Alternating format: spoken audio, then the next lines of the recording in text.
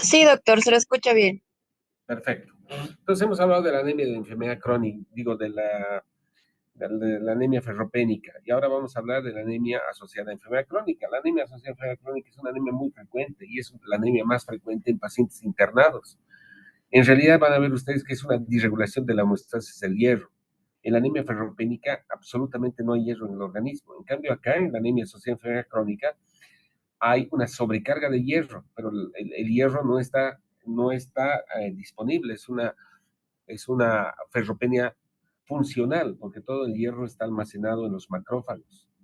¿Debido a qué? Debido a que existe una gran carga de epsidina. Acuérdense que la epsidina es la llave, es decir, es esa proteína que bloquea la salida del hierro del macrófago hacia la circulación. Por lo tanto, las salidas, que son los receptores de ferroportina, están bloqueados. Y esto debido a un fenómeno inflamatorio que en este momento lo vamos a ver. Por eso la anemia asociada a enfermedad crónica, llamada así, o anemia de la inflamación, no es más que la punta del iceberg, porque es una anemia de los procesos inflamatorios, infecciosos, neoplásicos, donde existe un concepto amplio que involucra una gama de elementos fisiopatológicos, donde el elemento principal va a ser una alteración en la regulación de la homeostasis del hierro. Acuérdense, ayer hemos hablado de la homeostasis del hierro y cómo existe un equilibrio entre la absorción y las pérdidas, la distribución y el almacenamiento entre cuatro células, entre el enterocito, el hepatocito, el macrófago y la célula hematopoyética o la célula precursora hematopoyética o el eritroblasto. Entonces, en la anemia asociada a enfermedad crónica va a haber una sobrecarga de hierro. Es más frecuente después de la anemia ferropénica. Es una anemia hipocrómica microcítica y es la anemia más frecuente en los pacientes internados. Se conoce como anemia de la inflamación debido a que existe una interacción de una serie de citoquinas y células del sistema reticular endotelial que inducen cambios en la homeostasis del hierro. ¿Sí? Entonces, las citoquinas que se van a producir van a hacer de que exista esa sobrecarga de hierro. Debido a que existe asociación con otras enfermedades como infecciones, inflamaciones, es pobremente diagnosticada y generalmente se confunde con anemia ferropénica. Pero la diferencia es que en la anemia ferropénica la ferritina está totalmente ausente o está baja. En cambio, en la anemia asociada a enfermedad crónica, la ferritina siempre está elevada. ¿Cuáles son las causas? Cuando hablamos de anemia asociada a enfermedad crónica, vamos a hablar de cuatro principales causas. La primera, infecciones agudas y crónicas. Cualquier infección origina anemia. El solo hecho de que tengas un fenómeno infeccioso y que no recibas tratamiento bloquea la eritropoyesis. Y tenemos infecciones bacterianas, pueden ser infecciones bacterianas crónicas como la tuberculosis, la osteomelitis, la endocarditis, las pielonefritis, los abscesos, o infecciones parasitarias, micóticas y virales.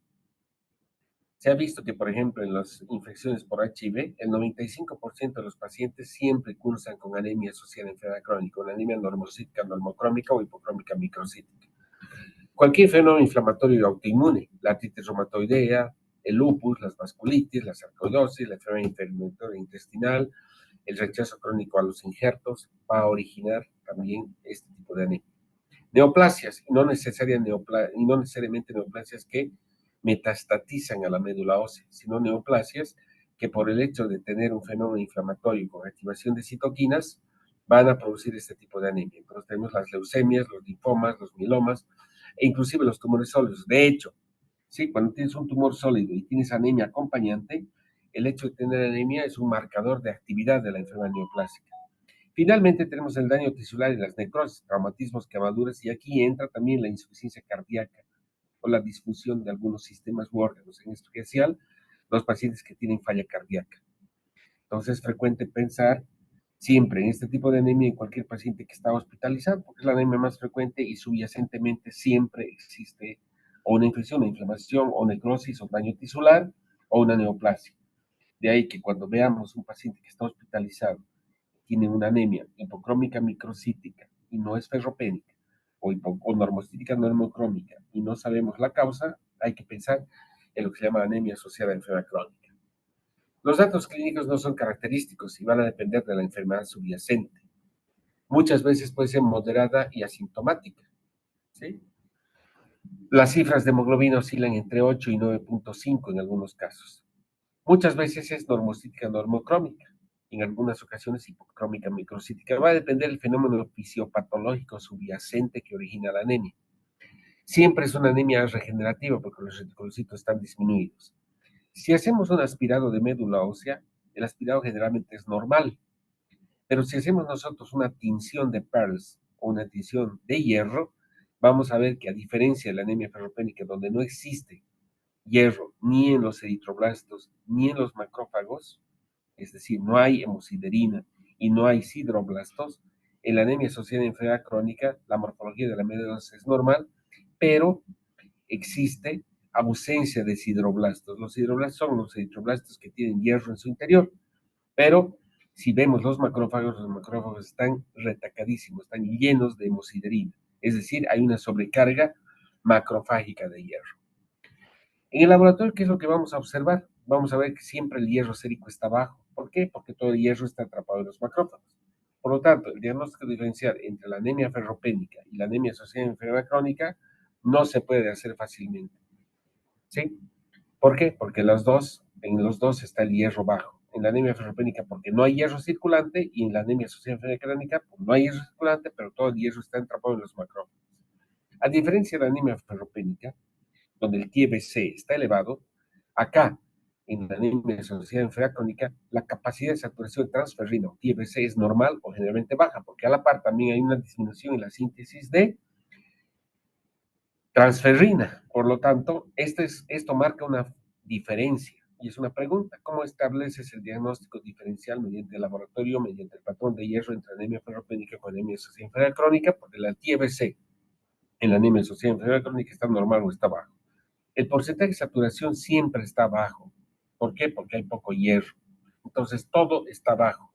Hierro cítrico bajo, TBC bajo y porcentaje de saturación bajo. Pero la ferritina está alta. Ojo, diagnóstico diferencial con anemia ferropénica. El receptor solo de transferrina está normal. Y si vamos a la médula ósea, vamos a ver, se había dicho, disminución de sideroblastos, es decir, no hay precursores eritropoyéticos con hierro, se llaman sideroblastos, que son los eritroblastos que tienen hierro, pero hay un aumento de hemosiderina en el sistema reticular endotelial, que quiere decir eso que los macrófagos están llenos de partículas de hierro en forma de hemosiderina. ¿Con qué entonces hacemos el diagnóstico diferencial de la anemia asociada a enfermedad crónica? Uno, con la anemia ferropénica. Dos, con la anemia de la insuficiencia renal crónica terminal. Sí, es importante porque los mecanismos fisiopatológicos de la insuficiencia renal crónica terminal son totalmente diferentes. Y con la anemia de la mieloptisis, sobre todo cuando existe una neoplasia asociada. Mieloptisis significa invasión de la médula ósea por células extrañas, células ajenas, células neoplásicas. Cuando existe mieloptisis va a haber una anemia normocítica normocrómica, pero también cuando existe una neoplasia que no necesariamente produce infiltración en la médula ósea, vamos a tener también una anemia, ¿sí?, normocítica normocrómica, pero por actividad neoplásica debido a la liberación de citoquinas. Muy bien, vamos a, en los siguientes minutos, entender los mecanismos fisiopatológicos, por qué se produce la anemia inflamatoria o la anemia asociada a enfermedad crónica. Primero, en toda inflamación existe liberación de citoquinas, liberación de radicales libres, y por lo tanto, por ende, la vida media del glóbulo rojo está disminuida. Normalmente el glóbulo rojo vive 120 días, pero si la vida media del glóbulo rojo disminuye, es obvio que la masa globular va a disminuir y el resultado va a ser anemia por sí misma. Dos, hay una eritropoiesis ineficiente. En traducción, eritropoiesis es el mecanismo fisiológico de formación de glóbulos rojos. Se ha visto que en la anemia inflamatoria, anemia infecciosa o la anemia de la enfermedad crónica existe una disminución de progenitores eritroides. No solamente disminuye la vida media del glóbulo rojo circulante, sino que los progenitores están disminuidos en la médula ósea debido a tres efectos.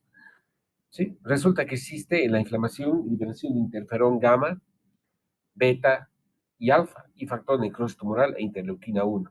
Se ha visto que el interferón gamma es el más potente, ¿sí?, inhibidor de la eritropoiesis porque induce apoptosis. Entonces los progenitores empiezan a morir porque existe mayor circulación de interferón gamma. Aparte de eso, existen citoquinas con efecto tóxico directo por medios radicales libres.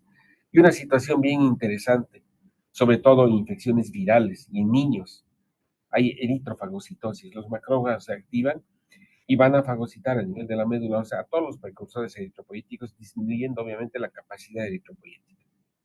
Otro mecanismo que es importante es la resistencia a eritropoyetina, es decir, menor respuesta a eritropoyetina. Hay eritropoyetina circulante, hay eritropoyetina que el riñón produce normalmente, pero los precursores, en este caso las unidades formadoras de colones eritroides, no responden, ¿sí?, normalmente al estímulo de eritropoyetina. Hay una resistencia relativa por un efecto inhibidor debido a interleuquina 1 y factor de cruz tumoral alfa. Por otra parte, el propio interferón gamma disminuye la producción de eritropoyetina en el riñón. Entonces, al haber poca eritropoyetina, hay poco estímulo, pero sobre todo, esa eritropoyetina es incapaz de estimular a los precursores eritropoyéticos. Entonces, son mecanismos involucrados en el fenómeno inflamatorio, disminución de la vida media del glóbulo rojo, eritropoyesis ineficiente y menor respuesta a eritropoyetina. ¿Cuál es el efecto de las citoquinas inflamatorias sobre las células del sistema retículo endotelial? Resulta que todo fenómeno inflamatorio infeccioso, traumatismo, neoplasia, activa monocitos y linfocitos T. La activación de monocitos y linfocitos T en estos fenómenos inflamatorios e infecciosos va a producir una serie de citoquinas, ya sea las infecciones, las neoplasias, como dice ahí, o la disregulación inmune, activa monocitos y linfocitos. ¿Qué producen los linfocitos? Los linfocitos básicamente producen interferón gamma, no se olvide, interferón gamma.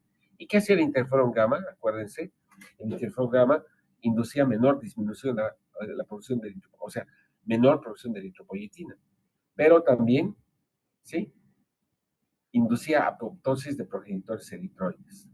Los monocitos, que se convierten en macrófagos activados, producen factor necrosis tumoral, interleuquina 1, interleuquina 6 e interleuquina 10, citoquinas inflamatorias.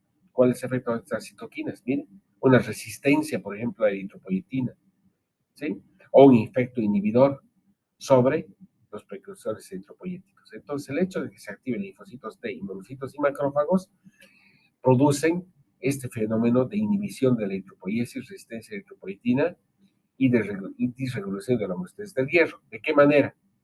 La interleuquina 6, que se produce por efecto de la activación de monocitos y macrófagos, induce, ¿sí?, síntesis de epsidina a nivel del hígado.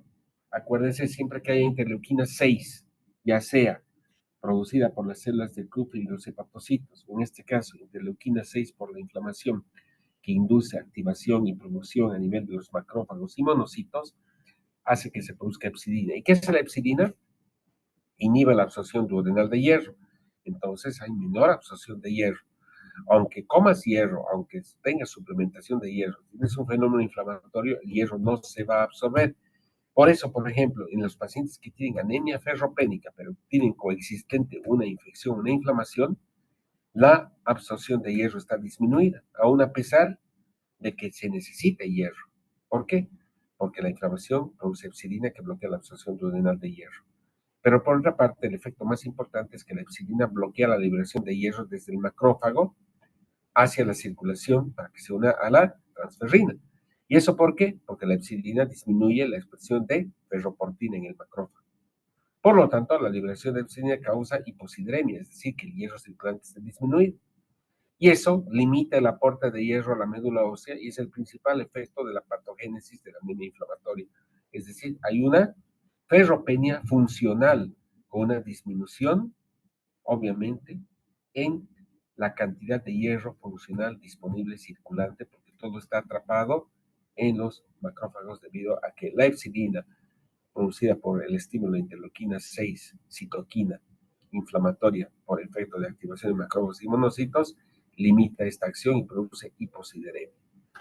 Ya habíamos visto ayer que el rol de la epsilina es bloquear la salida de la ferritina y del hierro, ¿sí?, del macrófago y del enterocito, porque echa llave, ¿sí?, a la ferroportina. Hay otros mecanismos fisiopatológicos asociados de cada una de estas citoquinas. Ya sabemos que la interleuquina 6 produce epsilina. El efecto de la interleuquina 1 es bien interesante porque la interleuquina induce expresión de ferritina en el macrófago, hace que haya mayor depósito de ferritina en los macrófagos, porque estimula la retención de hierro en el sistema reticuloendotelial. ¿Y debido a qué? Resulta que los neutrófilos, acuérdense, los neutrófilos tienen gránulos, se llaman neutrófilos granulocitos, ¿verdad? Y esos granulocitos en su interior tienen lactoferrina. Resulta que cuando existe un fenómeno inflamatorio, la lactoferrina se degranula, o sea, perdón, el neutrófilo degranula y libera lactoferrina. Y la lactoferrina compite con la transferrina. La transferrina es la encargada de transportar el hierro, pero la lactoferrina compite con la transferrina de manera que la lactoferrina, ¿sí?, acumula hierro. Y como la lactoferrina con el hierro, ¿sí?, falsamente estimula a los macrófagos, haciendo que el macrófago reconozca la lactoferrina unida al hierro como si fuese un elemento extraño, un antígeno extraño. Y eso produce una mayor, ¿sí?, fagocitosis de el complejo hierro-lactoferrina. Ojalá me estén entendiendo. ¿Qué significa eso? Que cuando hay fenómeno inflamatorio, el neutrófilo degranula la lactoferrina y la lactoferrina compite con la transferrina, haciendo que el hierro, en lugar de estar con la transferrina, se una a la lactoferrina, que es fagocitada por el sistema reticular endotelial. El factor de necrosis tumoral alfa es el encargado de disminuir la vida media del glóbulo rojo. Acuérdense, uno de los mecanismos es que el glóbulo rojo circulante, en lugar de vivir 120 días, vive menos y eso produce anemia. ¿Y eso debido a qué? Debido a que el factor de necrosis tumoral daña la membrana del glóbulo rojo. Pero también aumenta el riesgo de los macrófagos e inhibe la producción de eritropoyetina, por lo tanto se inhibe la eritropoiesis. No solamente disminuye la vida media del glóbulo rojo, sino que la eritropoiesis también está inhibida porque se produce apoptosis por radicales libres. El interferón gamma. El interferón gamma aumenta la expresión del transportador de divalente metales. ¿Qué es el transportador de divalente metales? Es la puerta de entrada del hierro hacia el macrófago. Por lo tanto, hay mayor captación de hierro por el macrófago. Por otra parte, también bloquea la liberación de hierro por disminución de la expresión de ferroportina, igual que la epsidina. Entonces, el interferón gamma actúa también como la epsidina, haciendo que el macrófago no saque el hierro de depósito a la circulación. De manera indirecta, inhibe la producción de eritropoyetina, inhibe la eritropoiesis. La interleuquina 10 aumenta la expresión de receptor transferrina, haciendo que haya mayor captación de hierro. En resumidas cuentas, si se dan cuenta, ocurre un fenómeno que está expresado en esta diapositiva. Esta diapositiva resume absolutamente todos los mecanismos fisiopatológicos que ustedes pueden entender y van a entender por qué se produce anemia asociada a enfermedad crónica inflamatoria. Y la vamos a resumir en 2 minutos. ¿Cuáles son las causas? 4 causas.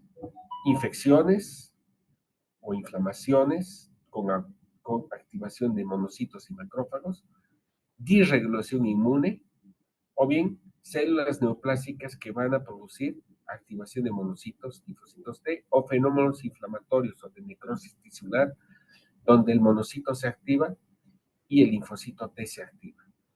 ¿Qué produce el linfocito T? Nos centremos con el linfocito T. Produce interferón gamma. ¿Y cuáles son las vías por las cuales el interferón gamma inhibe la eritropoiesis, hace que haya mayor acúmulo de hierro en el macrófago, disminuye la síntesis de eritropoyetina? Miren, el interferón gamma a nivel del riñón hace que se produzca menor cantidad de eritropoyetina, por lo tanto hay menor estímulo a nivel de la médula ósea. Pero el interferón gamma también aumenta, hemos dicho, el transportador divalente de metales, que es la puerta de entrada del hierro hacia el macrófago. Por lo tanto, al haber mayor puerta de entrada, todo el hierro que está circulando se mete al macrófago.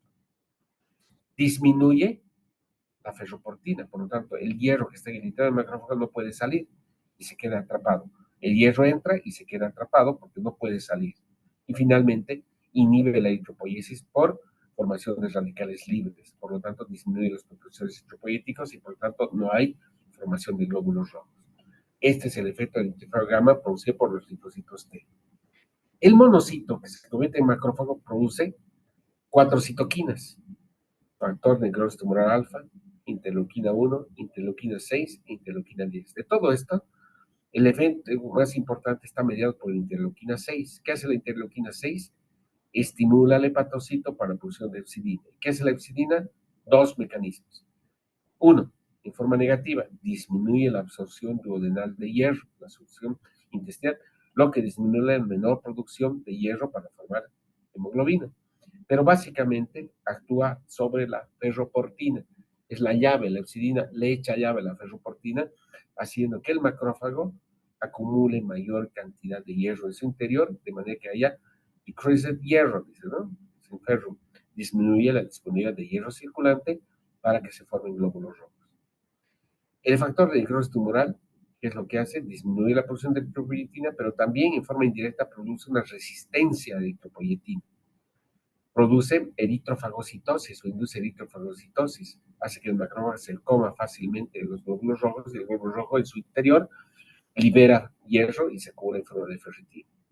La interleuquina 1 aumenta la ferritina en el interior y disminuye la producción de eritropoyetina. ¿Y de qué manera incrementa el aumento de ferritina? Porque la interleuquina 1 hace que el neutrófilo se degranule y al degranularse hace que el hierro se una a la lactoferrina en lugar de unirse a la transferrina. Por lo tanto, la lactoferrina con el hierro es atrapada, es fagocitada por el macrófago. Finalmente, la interleuquina 10, ¿qué es lo que hace? Aumenta la expresión del receptor soluble de transferrina, haciendo que la transferrina o la poca transferrina que hay circulante lleve hierro y pueda incorporar hierro al interior del macrófago, haciendo de que exista una sobrecarga de hierro en el interior. Finalmente, entonces, los tres mecanismos fisiopatológicos por los cuales se produce la anemia asociada a enfermedad crónica son: 1. Alteración de la homeostasis del hierro con disminución del hierro circulante y bloqueo macrofágico de hierro debido a la acción de la epsidina. Un deterioro de la proliferación de progenitores debido a que las citoquinas disminuyen e inducen apoptosis vida media y producen eritrofagocitosis. Y una menor respuesta a eritropoyetina. Aunque hay eritropoyetina, la médula ósea o los precursores eritropoyéticos no responden al estímulo de eritropoyetina. Cuando estamos frente a la anemia asociada a enfermedad crónica, entonces, ¿qué tenemos que hacer? Primero, hacer el diagnóstico de la causa, ¿verdad? Si tenemos, por ejemplo, una insuficiencia cardíaca, trataremos la insuficiencia cardíaca. Si tengo tuberculosis, trataré la tuberculosis. Si tengo una pielonefritis, trataré la pielonefritis. Y si tengo, por ejemplo, un cáncer de mama activo, trataré el cáncer de mama, el cáncer de próstata, o trataré, pues, el cáncer de colon. ¿Sí? Menos frecuentes son las estrategias terapéuticas que van a crear hierro. Hay alternadores de la epsilina y agentes eritropoyéticos como la eritropoyetina dosis altas. Pero el tratamiento fundamentalmente de la anemia asociada a enfermedad crónica es el tratamiento de la enfermedad. No se olviden en esta diapositiva, entonces, ¿cuáles son las causas de anemia asociada a enfermedad crónica? La enfermedad crónica no es la anemia de la enfermedad crónica no es una enfermedad, es una consecuencia de neoplasias, inflamaciones e infecciones. Todo esto, ¿qué es lo que hacen? Disminuyen el aporte de hierro, ¿sí?, circulante a la médula ósea. Produce una resistencia a la eritropoyetina, disminuye los eritroblastos o los sideroblastos. Por lo tanto, el resultado va a ser anemia por una mayor sobrecarga de hierro a nivel de los macrófagos y pobre disponibilidad de hierro a la médula ósea. Muy bien. ¿Tienen preguntas? Es bien fácil. La cosa es entender los mecanismos fisiopatológicos y que todo fenómeno inflamatorio, infeccioso, sí o sí produce anemia. Cualquiera de ustedes que tiene una infección, en pocos días se va a anemizar. De ahí que, ojo, moraleja, todo paciente que tiene anemia, que esté hospitalizado, la principal causa puede ser una anemia inflamatoria o asociada a enfermedad crónica. Por otra parte, si tenemos, por ejemplo, anemias que no responden al tratamiento, por ejemplo, una anemia ferropénica, y le está haciendo hierro y no responde, tienes que pensar que subyacentemente puede haber un fenómeno inflamatorio o infeccioso asociado que esté disminuyendo la disponibilidad de hierro y haciendo que todo el hierro que le estás dando más bien se atrape en el macrófago y estás produciendo una sobrecarga de hierro y no estás, ¿sí?, generando producción de hemoglobina. ¿Preguntas?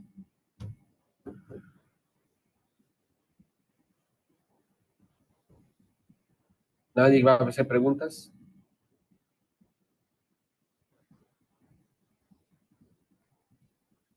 No, doctor, Stephanie, creo que no hay preguntas. Por mi parte, no.